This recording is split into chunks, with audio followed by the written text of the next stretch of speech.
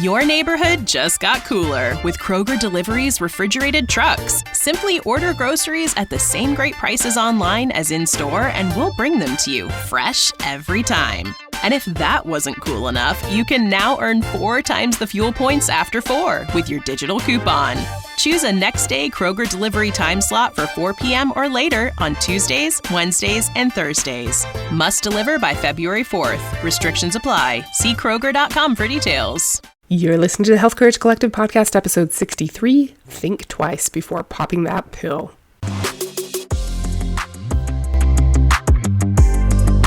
Welcome to the Health Courage Collective podcast, the show for women who are too busy to slog through hours of generalized, inapplicable, and often contradictory health information, but too smart to ignore that a few minutes of focused attention now can prevent years of suffering in the future. I'm your host, Christina Hackett, a pharmacist who doesn't want you to live on prescriptions, a certified coach specifically trained to maximize your potential, and a compulsive learner obsessed with preventative, cutting-edge, holistic, and integrative medicine. I'm on a mission to increase your physical and mental resilience so you can fearlessly look forward to your next 40-plus limitless years. Your time is now. Let's go. Hello, welcome. I'm so glad you're here today. Like always, you are awesome. How has your week been? Did you stop playing not to lose? I'd love to hear how you switched from playing not to lose to playing to win, even in small ways. You can click the link in the show notes or go to healthcouragecollective.com to join my free non-Facebook community and let me and other like-minded women know what worked for you. Then we can all rise together. That's like us. These little mind shifts can start a chain reaction that can lead to some pretty big changes in our lives. This week, we're going to talk about why we might want to think twice before taking some common medications. Obviously, this can't be an exhaustive list, but it's what first came to my mind as medications that people frequently take. When I help people think through their supplement strategy, which I love to do, I start with asking them their tolerance for taking pills or powders or liquids or whatever the case may be. Some people don't mind swallowing a whole fistful of supplements, and others feel gross taking more than 1 or 2 capsules. That's just helpful to know as you compare what's best for you with what you're actually likely to do. And of course, coaching and behavior design can come into play there if anything is actually holding us back. But we don't want to promise ourselves we'll do things that subconsciously feel wrong. I think it's helpful to start with a similar question about traditional medications. Are you someone who looks for a pill to solve every deviation from comfort? It's totally okay if you are. We can work with that. Or are you someone who has to be partially dead before you'll agree to take a Tylenol? That's how I describe myself, but it's not better. It can cause big problems if you need the benefits a medication can provide, but you're blinded by your stubbornness, right? So my goal isn't to convince you that you should never take any traditional medications. I'm glad we live in a world where we have the option to use these medications, many of which are miraculous. My 12-year-old Kipling, who you've met if you listened to the 2 episodes he was on, was asking me a bunch of stuff about leprosy the other day. I don't know why, but it was on his mind. And I was telling him that, yeah, it's really rare, but it's very treatable with some antibiotics called dapsone and rifampicin. And we were imagining how different history would be if people had access to dapsone or any of the other miraculous drugs we have now earlier in time, like penicillin or heparin or albuterol or epinephrine. Amazing. We don't want to throw the baby out with the bathwater, but we also don't want to be like, I think the majority of people who want a pill for every ill. I once had a pharmacy school professor named Dr. Roll, he's kind of a legend, at least here in Utah, who would say that what separates man from beast is man's insatiable desire to take a pill. I think it's part of the quick fix mentality that's part of our culture. There are cases where the quick fix is the right approach, and others that require a deeper dive, and the trick is learning to recognize the difference. That's the sweet spot. I'd love to help you figure out yours. So, why might we want to avoid some common medications? Not just because they're traditional or synthetic. There are plenty of all-natural products that need to be avoided. Think rattlesnake venom and botulism toxin. But there are some medications that cause problems that we might not be aware of. We think they're safe because they're over the counter or everyone is taking them. They might as well be in the water supply. Some of them actually are in the water supply, and that's a whole nother problem and a discussion for a different day. And a lot of them are band-aids masking the symptoms of a deeper root cause problem. This is what my episode 19 was about, spray painting the leaves green instead of nourishing the roots. So let's just take a high-level glance over some of these common medications, and you can dive deeper into anything that applies to you and decide with your doctor what the right course of action for you is. And it's very possible that the right course of action for you is to stay on the drug. Don't do anything dangerous or stupid.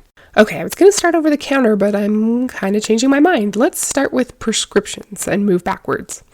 Antidepressants and thyroid medications are both really common. There are things you could be doing to optimize your utilization of both of these, but that's a pretty involved process that's beyond the scope of this episode.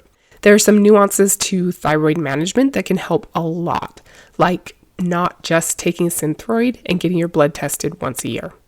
And there's some really effective stuff you can do with gut health to improve depression.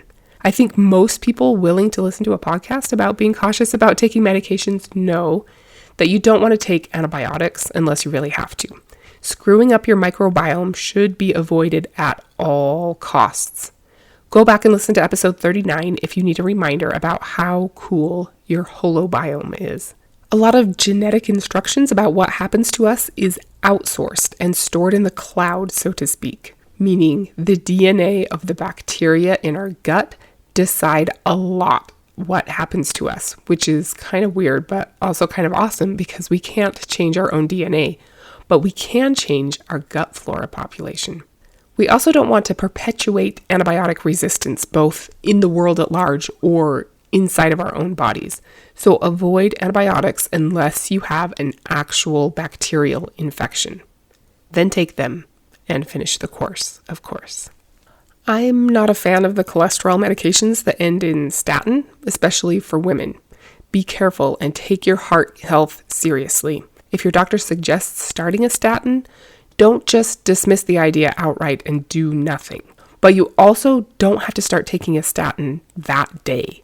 Take a few days or weeks to do your due diligence and consider all of your options. Same with osteoporosis medications. They're called bisphosphonates. They're named Fosamax, Actonel, Boniva, and Reclast. I for sure want you to have strong bones. You're going to need them to do all the amazing stuff that's ahead of you. But there are usually better ways to strengthen them than those medications, especially if you're smart like you and start strengthening them while you're still young. For older people with really fragile bones, it might end up being the only option, and it's not a good one, but that's not going to be you, and the answer is not calcium. Okay, just really quickly, blood pressure and type 2 diabetes medications are also really common. You need your blood pressure and blood sugar under control or you're a ticking time bomb, so don't ignore that. But also know that your blood pressure isn't high because you have a lisinopril deficiency, right? There's got to be an actual reason, and if you can slowly correct that and work with your doctor to watch that, you might be able to eventually stop your medication. And if it's suggested that maybe you might need to start something for blood pressure sometime soon, there are other options. Totally. Maybe we'll do a whole episode on that in the future. Hey there, just a quick interruption to say I think the jury's still kind of out on how bad and in what way it's really bad to put aluminum on your skin, but it doesn't seem great, and I figured, why not avoid it? Well, because all of the aluminum-free deodorants I ever tried didn't work. Until I tried Lume. This is the first aluminum-free deodorant I ever tried that actually worked. I was instantly converted. Then, over time, I discovered that the answer to my whole family's itchy skin after every shower problem is Lume's acidified body wash. It's awesome, and their acidified body butter keeps our skin soft and hydrated. They even have a laundry product that makes your clothes smell great. I can't say enough good about Lume. Plus, their commercials are hilarious. You should watch one on YouTube if you haven't seen one yet. If you want to give Lume a try, there's a link in the show notes that will give you $5 off your order. My favorite is the Pink Peony Body Wash. It smells like washing yourself with bubble gum, which I wouldn't recommend, but I do recommend Lume. Okay, back to the show. I have a lot to say about how poorly type 2 diabetes is treated in traditional medicine. I recently did this workshop where I was learning how to express something important in the form of a story, and she made us all write a caveman version of the story. This was to force us to cut out everything but the very most basic essentials. It was really hard, but so powerful to get to the root of what we were trying to express. So, here's my caveman version of this. Type 2 diabetes from too much insulin. Most drugs make body make more insulin. Make problem worse. Make no sense. Need to lower insulin and increase sensitivity instead. Now, this would not fit the criteria for my workshop because diabetes has 4 syllables and sensitivity has 5. I fail. Bring shame to family. But that's by way of not rambling on for hours and hours. You're welcome. I will say that the first-line medication called metformin is on the nice list. If you're told you're pre-diabetic or early-stage type 2 diabetic, don't hesitate to take metformin as you start your lifestyle changes. I'd be happy to help you design a plan that's right for you. Another rabbit hole we won't go down, but I do want you to think twice about is amphetamines or stimulants for ADHD. So many people take stimulants, you guys. It's crazy. It really bothers me, especially in kids. There are for sure people who need treatment, and I'm all about you maximizing your potential. But trouble focusing isn't caused by a Ritalin deficiency. There are lots of options, and I get that it's really easy for me, who has never experienced this problem, to say, oh, you can just learn to meditate. But I really do think that a lot can be done with brain training exercises and fixing mitochondrial function and gut health. Maybe eliminating foods like gluten or dairy. There are even prescription video games now. Don't tell my kids. They would love it if I had to dispense a video game. That doesn't quite work like that. I'm always telling them that video games rot your brain, and they like to show me all the articles they come across that show improved concentration, self-mastery, hand-eye coordination, and memory. It's a little dance we do. But I do recommend thinking twice before messing around with your neurotransmitters. It physically changes your brain. Plus, having highly abusable drugs lying around your house is also problematic. Okay, so the last common prescription medication we'll briefly mention is birth control pills. I might need to make a caveman story about this too, because there's so much to say. I wrote a blog post about it years ago. I'll put a link in the show notes. Basically, hormonal birth control contains no hormones. It contains endocrine disruptors that mess with your fine-tuned physiology and cause long-term problems. Taking them incites hormonal chaos that can mess up your hormones for a long time. Not ovulating for long periods of time is problematic. They increase your risk for blood clots, autoimmune disease, depression, diabetes, high blood pressure, heart disease, osteoporosis, inflammation, and more. They disrupt your libido, your vaginal health, your gut health, your brain health, and your liver's ability to detox. We're meant to have a certain ebb and flow of hormones, and screwing that up causes problems. To some people, the benefit outweighs the physiological mayhem. Just don't believe what society tells you about taking the pill being no big deal. Whew, okay, you're still with me? I hope this helps as you make medication decisions. Let's move over the counter. Most over-the-counter things you take to alleviate self-limited symptoms, and taking a cough suppressant or antidiarrheal medication for one day is fine. I do think we tend to overtreat fever. If your fever isn't crazy high and you're not miserable from it, letting your body heat up is actually beneficial to your recovery. No need to treat just the number on the thermometer. Similar story with acute inflammation from an injury. It swells up for a reason. You don't need to specifically treat the swelling. Okay, let's think through some over-the-counter drugs people tend to take more regularly. We'll start with pain. How do you feel about Tylenol? That's kind of a dumb question. You need one of those ready-at-hand responses for when you get asked dumb questions like, my lawyer has instructed me not to answer that question. I think we often underestimate the power of Tylenol. It can be really effective. Most people know that overdosing on Tylenol damages your liver. It's important to know that Tylenol is in a ton of different combination drugs, so you have to add up all the acetaminophen from all the different things you take and not exceed 4,000 milligrams in a day. Read your labels. But it's not like 4,001 milligrams is harmful and 2,000 milligrams is halfway harmful. You're not a little bit damaging your liver by taking 500 milligrams. Your body can completely clear acetaminophen up to a certain tipping point. I think Tylenol is a good go-to for pain, especially headaches. While we're talking about liver detoxing, it's good to mention the rain barrel theory of general detox. The idea is that our ability to detox is like a rain barrel in our body. We can tolerate a certain amount of toxins. There are always some coming in and some being removed. But eventually we could get to a tipping point and the barrel will start to overflow. Toxins are accumulating faster than they can be removed. That's a problem that results in a whole myriad of symptoms. It's a little simplistic for several reasons, but I think it's a good way to think about detoxification and our toxic load. Every time we put medications into our body that need to be metabolized and detoxed, we're adding to the volume in our barrel. It's an important thing to be mindful of, but taking herbal remedies also adds to that volume because they need to be metabolized and processed too. So don't be fooled by thinking that all drugs are bad and all natural remedies are good. Okay, moving along. If you chose not to take Tylenol for your pain, you'll likely choose ibuprofen or naproxen instead. These are Advil or Motrin or Aleve. They're NSAIDs, which are non-steroidal anti-inflammatories. So is aspirin. There's a lot of stuff about NSAIDs that you should know about if you're going to take them, so read the warnings, especially if you plan to take them on a regular basis. You can easily find data about how they increase your risk of bleeding, especially stomach bleeding, and they decrease kidney function, causing impaired toxin removal and fluid retention and increased blood pressure. They can also raise your risk for heart attack and stroke. That's all pretty well known. What most people won't warn you of is that NSAIDs actually impair mitochondrial functioning. That's bad news if you want a lot of energy. It's a problem in skeletal muscle, so working out while on ibuprofen is not optimal.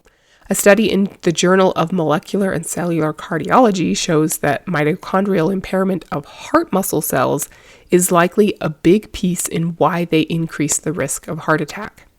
NSAIDs reduce cardiac muscle cells' ability to produce energy, increase reactive oxygen species, and impair heart muscle cells' ability to degrade harmful proteins. If you remember back to episode 43, one of the easiest ways to quickly create leaky gut is to take nonsteroidal anti-inflammatory drugs. NSAIDs damage the mucosal barrier in both the small and the large intestines. This causes holes in the protective layer inside your intestines and makes it really easy for lectins, gliadin from gluten, bacteria, and toxins to stimulate zonulin to blow the tight junctions wide open and let all kinds of interlopers into our bloodstream and lymphatic system. This causes more inflammation and eventually more pain. A lot of researchers think that the number one cause of inflammation in the Western world is anti-inflammatory drugs. Kind of ironic. Lastly, back in episode 59, we talked about pro-resolution of inflammation. Do you remember? It had to do with fish oil. After acute inflammation, pro-resolution pathways prevent excess inflammation and bystander tissue damage, clear pathogens, and remove dying cells and debris from the battlefield while promoting host defense and immunity. But, dun dun dun, the pro-resolution pathway is actually blocked by NSAIDs. So taking ibuprofen and naproxen actually prevents or delays the resolution of inflammation. Crazy. Click the link in the show notes to suggest an episode topic if you want a whole episode about healthier ways to bring down your inflammation and pain. We'll talk about curcumin and specialized pro-resolving mediators and maybe CBD. You are doing so well hanging in listening to all of this. The last thing we'll talk about is a super common over-the-counter drug class called the proton pump inhibitors. Tons of people take these every day of their lives. These are omeprazole, esomeprazole, lansoprazole, pantoprazole, and rabeprazole, commonly known as Prilosec, Nexium, Prevacid, Protonix, and Acefex. Way back when I was in pharmacy school, well, back then they weren't over the counter, you had to have a prescription, but I thought they were about as benign as it gets. Selectively turn off the acid pumps in your stomach for about 48 hours. NBD, right? Wrong. I knew you were expecting me to say that. There are actually all kinds of problems with chronic PPI use. One is that a lot of people who have gastroesophageal reflux or heartburn have too low of stomach acid, not too high, like a lot of them. So reducing acid more is not the right move. Let me know if you want to know more about that. There's an experiment you can run on yourself to find out. Another problem is that deciding to change the pH that nature intended to be in your GI tract increases the risk of developing a hard-to-catch condition called small intestinal bacterial overgrowth, or SIBO. Your large intestines have bajillions of bacteria, but your small intestines should not. So having them set up shop there and develop SIBO is not fun or easy to correct. Another problem with PPI medications is that raising your stomach pH impairs the absorption of a lot of key nutrients. You won't absorb proteins, vitamin B12, calcium, or magnesium adequately, along with some other minerals. That's a problem, especially as people get older and we worry about their decreasing muscle mass and bone density. I think it was around 2010 or so that studies started to come out saying, what do you know? All of these older folks on long-term PPIs are breaking their hips. So sad, yet so many people, especially older people, are still on daily PPIs and they don't even know why. Eventually someone reminds them it's a, quote, stomach pill, and they're like, okay, sounds like something I need. No! In most cases. There are legitimate uses for all of these. We're just stepping back and thinking twice. Most people don't do that. Lastly, proton pump inhibitors also help contribute to leaky gut. Altering your pH alters your gut microbiome and your ability to keep your tight junctions tight and the bad stuff from getting into your bloodstream. This can increase chances of developing autoimmune conditions and skin problems like eczema. Okay, you made it. Thank you so much for being here today. You are fabulous. I hope it was helpful to take a minute and think through why you might not want to take some common medications. It's not just about drugs are bad and vitamins and herbs are good. If you're going to be different and not take a drug, I think you should know the reason. Likewise, it will help you to be informed if you do decide to take something. You're not a bad person if you take naproxen or Prevacid or even birth control pills, but it does affect your body's ability to function at a high level, so you should take that into account as you execute your longevity strategy. If you don't have a longevity strategy, you should get one ASAP. You're not getting any younger. I can help. Next week, we're going to talk about resetting your set point. Until then, think twice about popping that pill and don't be normal. Thank you so much for tuning into the Health Courage Collective podcast. I am truly honored that you have paid me the enormous compliment of your time and attention. I would be so grateful if you would share this podcast with someone you know and subscribe so you never miss an episode. This podcast is for entertainment and information purposes only. Statements and views on this podcast are not medical advice. This podcast, including Christina Hackett and producers, disclaim responsibility for any possible adverse events by use of information contained herein. If you think you have a medical problem, consult a licensed physician.